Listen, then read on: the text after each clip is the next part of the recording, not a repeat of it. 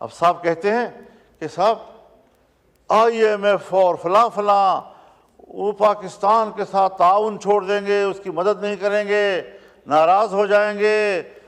یہ راز تو آج ہم پر کھلا ہے کہ ہماری قانون سازیاں کیا ان کی ہدایات کے مطابق ہوں گی اور ان کی رضامندی سے وابستہ ہوں گی؟ کیا ہم آزاد ملک نہیں ہیں؟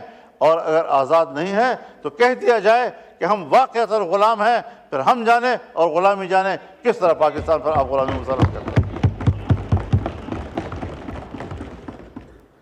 لیکن یہ افسوسناک باتیں ہیں۔ اگر امریکہ کے کانگریس میں یا وہاں کی کسی ایوان میں ایک ممبر قرارداد پیش کرتا ہے اور وہ قرارداد یا عمران خان کی رہائی کے لیے ہے یا PTI کے حق میں جاتا ہے، تو آپ یہاں قرارداد پاس کرتے ہیں کہ امریکہ کو پاکستان کے داخلی معاملات میں دخل دینے کا حق حاصل نہیں ہے۔ یہ پاکستان کے معاملات میں دخل دینا، اس کا تعلق صرف عمران خان اور PTI کے ساتھ ہے؟ کیا ہمارے اس آئین اور پارلیمنٹ کے ساتھ نہیں ہے؟ کیا ہمارے قانون سازی کے ساتھ نہیں ہے؟ کہ ہمیں حوالہ دیا جا رہا ہے اس بات کا کہ صاحب FATF ناراض ہو جائے گا، IMF ناراض ہو جائے گا، فلانا ناراض ہو جائے گا؟ یہ تعویلات کیسے ہم قبول کریں گے اور یہ کیسے ہمارے لیے دلیل بنیں گی؟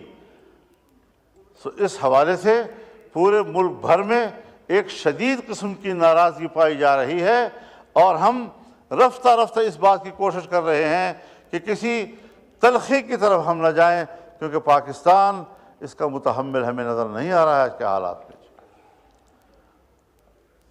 دینی جماعتیں آپ سے تعاون کر رہی ہیں، یہ 2001 نہیں ہے، یہ 9/11 کا سال نہیں ہے، یہ اس کے بعد کوئی 4 یا 5 سالوں کا مسئلہ نہیں ہے۔ دینی مدارس نے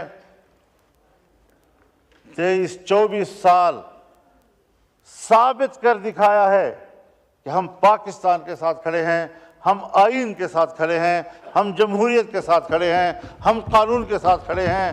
پھر ان کا امتحان کس بات پہ لیا جا رہا ہے؟ تو پھر صاف ظاہر ہے کہ ہمیں تکلیف ہے اس بات سے کہ ملک میں مذہب کی تعلیم کیوں ہے، اس کے لیے مختلف ادارے کیوں ہیں، قرآن و حدیث اور فقہ پڑھانے کے لیے ہم نے مدارس کیوں قائم کیے ہیں۔ یہ بات تو پھر آج کی نہیں ہے۔ جب علی گڑھ مدرسہ قائم ہوا اور اس کے نصاب سے لارڈ میکالے نے اس وقت قرآن نکال دیا، حدیث نکال دی، فقہ نکال دی، عربی زبان نکال دی، فارسی زبان نکال دی، جو یہاں کی سرکاری زبان ہوا کرتی تھی، سب نکالنے کے بعد اس کے مقابلے میں مدرسہ بنا جس نے انہی علوم کو تحفظ دیا جس کو انگریز اپنے ساتھ نکال دیا۔ اور ہمیں جدید علوم سے کوئی ایسا نہیں۔ میں بتانا چاہتا ہوں حضرت آپ کو کہ حضرت شیخ الہند مولانا محمود حسن جب 1919 میں مالٹا سے رہا ہو کر واپس آئے اور یہاں انہوں نے 9 ماہ کی زندگی گزاری، زندگی کے آخری لمحوں میں وہ علی گڑھ گئے اور علی گڑھ کو کہا کہ صاحب ہم مسلمان ہیں، آئین نصاب ایک کرتے ہیں، جدید و عصری علوم کا اور دینی علوم میں فرق و امتیاز، یہ تو اس سے پہلے نہیں تھا ہندوستان کی تاریخ میں۔ وعلیکم السلام، یہ تو اس سے قبل نہیں تھا، بر صغیر سے باہر بھی کسی دینی مدرسے کا سوچ نہیں ہے۔ تو آئیے آپ نصاب ایک کر دیں۔ ان کو پذیرائی نہیں ملی، اور ہر چند کی ان کو پذیرائی نہیں ملی، تب بھی انہوں نے وہاں جامعہ ملیہ قائم کیا۔ مشترکہ نصاب کے حوالے سے وہ آگے پروان نہیں چڑھ سکا۔ آج وہ جامعہ ملیہ میں دلی کا سب سے بڑی یونیورسٹی ہے، پاکستان بن گیا۔ پاکستان بننے کے بعد مولانا شبیر احمد عثمانی، قائد اعظم محمد علی جناح کے رفیق، پاکستان کا پہلا جھنڈا انہوں نے لہرایا، اور مفتی محمد شفیع عثمانی جو مولانا تقی عثمانی اور رفیع عثمانی صاحب کے والد بزرگوار تھے رحمۃ اللہ علیہ، وہ 51 تک اس بیوروکریسی کے ساتھ، اس حکومت کے ساتھ رابطے میں رہے کہ اب تو نہ ہندو ہے نہ انگریز ہے، آئیں ایک نئے ملک میں ہم ایک نیا نصاب تجویز کرتے ہیں تاکہ ہمارے بچے جو ہیں وہ تقسیم نہ ہوں۔ لیکن یہاں پر بھی ان کو پذیرائی نہیں ملی۔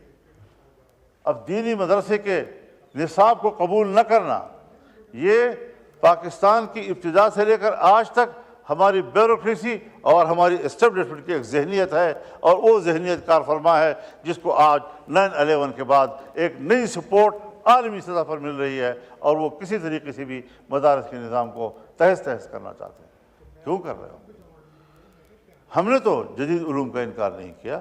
آپ نے کہا میٹرک پڑھاؤ، ہم نے کہا میٹرک پڑھائیں گے۔ آپ نے کہا BA FA پڑھاؤ، ہم وہ کریں۔ آپ نے کہا A لیول O لیول پڑھاؤ، ہم نے کہا بالکل ٹھیک ہے۔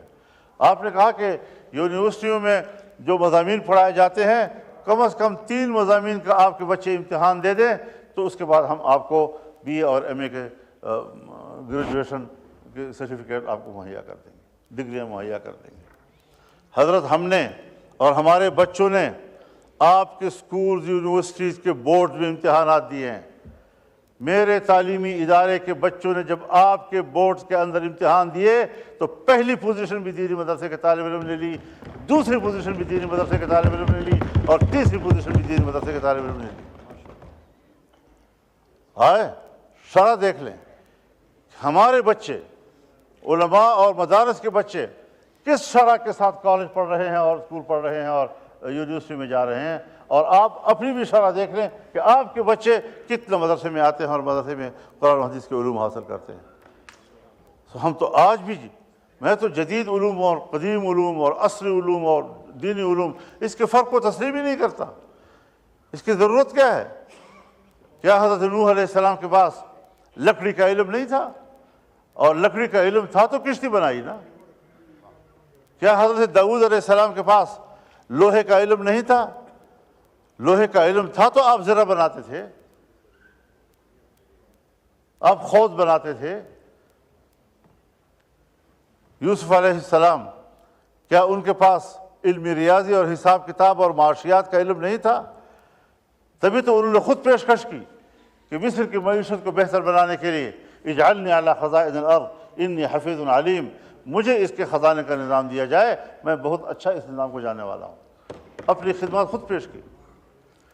اب اگر انبیاء کرام انہوں نے یہ صنعتیں اور یہ حرفت وہ ہمیں سکھائی، قرآن نے اس کا تذکرہ کیا، تو یہ علوم بھی تو انبیاء کرام کے علوم ہیں، ہم کیسے اس کا انکار کریں گے؟ اگر میں اپنے بچے کے بارے میں سوچتا ہوں کہ اس کو انگریزی آنی چاہیے، اگر میں اپنے بچے کے بارے میں سوچتا ہوں کہ اسے سائنس آنی چاہیے، اگر میں اپنے بچے کے بارے میں سوچتا ہوں کہ اس کو معاشرتی علوم آنے چاہیے، اگر میں اپنے بچے کے بارے میں سوچتا ہوں کہ اسے جغرافیے کا علم ہونا چاہیے، تو کیا قوم کے بچوں کے لیے میں نہیں چاہوں گا کہ یہ علوم ان کے پاس ہوں؟ لیکن کیا اس تقسیم کے ہم ذمہ دار ہیں؟ آج آپ ہم پہ دباؤ ڈال رہے ہیں، اور میں بطور گواہ پیش کر سکتا ہوں، بہاولپور جامعہ ایک عظیم الشان جامعہ گزرا ہے جس میں مولانا شمس الحق افغانی کے لیول کے علماء کرام درس و تدریس کیا کرتے تھے۔ کہاں ہے وہ جامعہ آج؟ آج وہ اسلامیہ کالج بن گیا ہے۔ پشاور میں جو اسلامیہ کالج ہے، جب اس کا قیام ہوا تھا تو اس کا نام دارالعلوم الاسلامیہ تھا۔ آج جا کر ذرا دیکھیں نا، کیا علوم اسلامیہ کا وہاں کوئی تصور ہے؟ صوبہ سندھ میں ہمارے پاس 2 ایسے مدارس تھے کہ جن میں حکومت کے مشورے سے اسکول کا نظام رائج کیا گیا۔ آج ایک مکمل اسکول ہے اور ایک مکمل کالج ہے، دینی علوم اس میں کچھ بھی نہیں ہے۔ اکاڑا میں ایک مدرسہ تھا جس میں اسکول کی تعلیم دی گئی، سرکار نے اس پر قبضہ کیا، آج وہ مکمل اسکول ہے، اس میں دینی علوم کا تحفظ نہیں ہے۔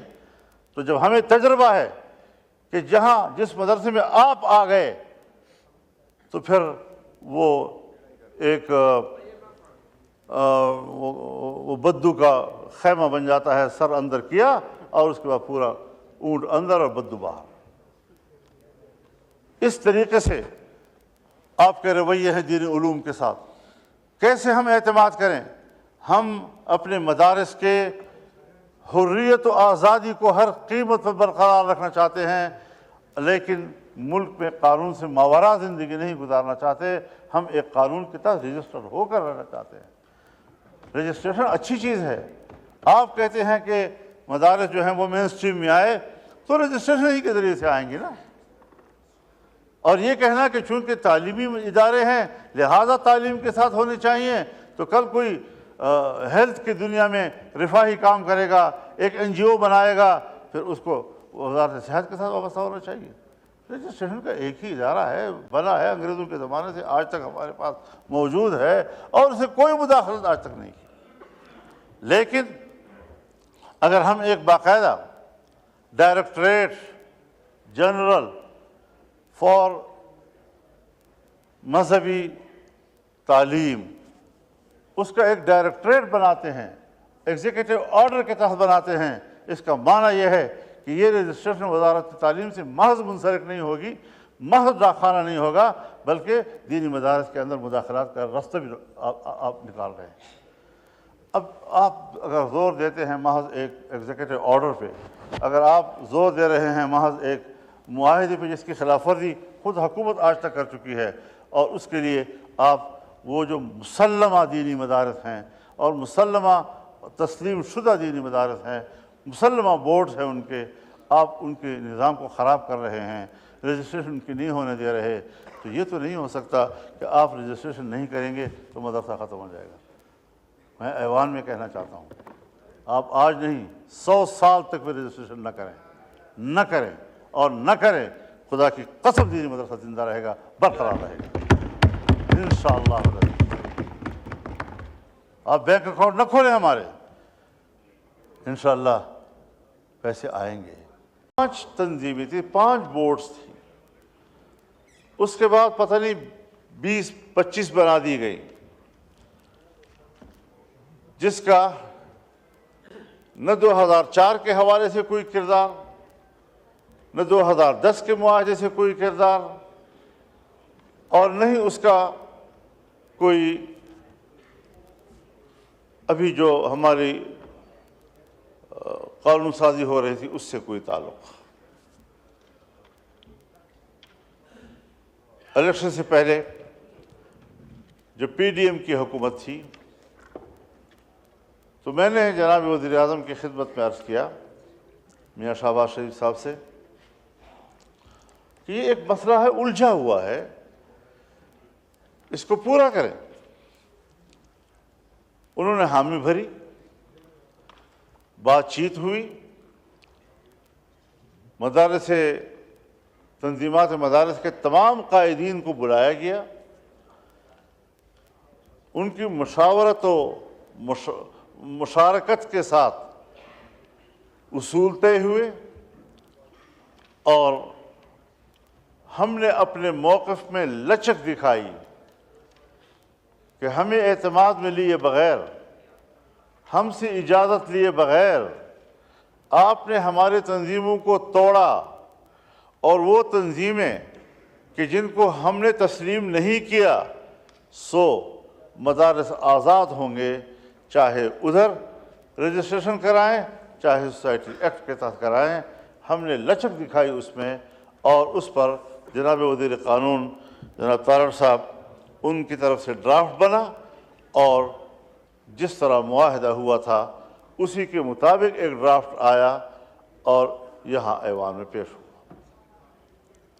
اس ایوان میں اس کی پہلی خواندگی ہوئی، اور جب دوسری خواندگی شکوار ہو رہی تھی تو پتہ نہیں کہاں سے کیا ہدایات آتی گئیں کہ دوران قانون سازی اس قانون سازی میں تبدیلیاں لائی گئیں، اور پھر ہم نے کہا کہ ہم اس قانون سازی کا حصہ نہیں بنیں گے. یہ اس معاہدے، اس کمٹمنٹ جو ہمارے باہمی اتفاق رائے سے ہوا تھا اس کا ضد ہے. معاملہ کٹھائی میں پڑ گیا. اب اس ایوان کے اندر جس وقت 26ویں ترمیم پر بات ہو رہی تھی تو ہم نے اس میں کہا کہ بھائی وہ ایک چیز، ایک مرحوم بل، ایک معصوم بل اس سے پہلے جس پر اتفاق ہوا اور جس کا یہاں قتل کیا گیا، آئیے اس کو بھی لے آئے. جناب اسپیکر، ہم نے یہ نہیں کہا ہے کہ آپ ان مدارس کو اس بل سے نکال دیں، یہ بات میں واضح کر دوں۔ لیکن ڈرافٹ جو پاس ہوا ہے، بل جو پاس ہوا ہے یہاں سے، اس میں ان وزارت تعلیم کے تحت رجسٹرڈ مدارس کا کوئی تذکرہ نہیں ہے، اور یہ ڈرافٹ ہم نے نہیں بنایا، یہ حکومت کی طرف سے آیا۔ تو ہم نے اس کو بھی قبول کیا تھا، اس پر بھی چونکہ ہمارا کوئی اعتراض تو نہیں تھا، لیکن ہم نے قبول کیا اور پاس ہو گیا۔ جناب اسپیکر، بہتر ہوتا اگر آج اس وقت یہاں ایاز صادق صاحب موجود ہوتے تو ذرا میں ان کے روبرو عرض کرتا۔